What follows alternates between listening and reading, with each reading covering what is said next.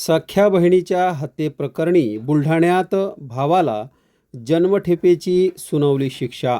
बुलढाणा शहरात 4 वर्षापूर्वी घडलेल्या एका थरारक हत्याकांडाचा निकाल लागला असून सख्या बहिणीची हत्या करणाऱ्या आरोपी भावाला जन्मठेपेची शिक्षा सुनावण्यात आली आहे।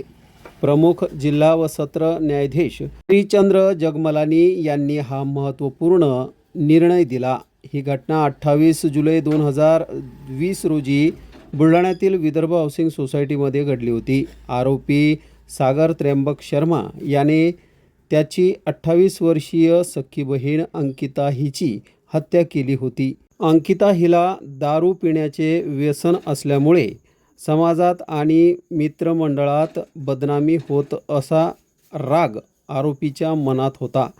याच रागातून सागरने आधी आई कोकिळा जाधव शर्मा आणि अंकिताच्या मुलांना घराबाहेर काढून दिले आणि त्यानंतर अंकिताचा केबल वायरने गळा आवळून व चाकूने मारहाण करून खून केला।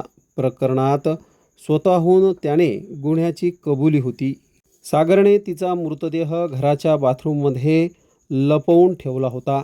या प्रकरणी आईने तक्रार दिली होती।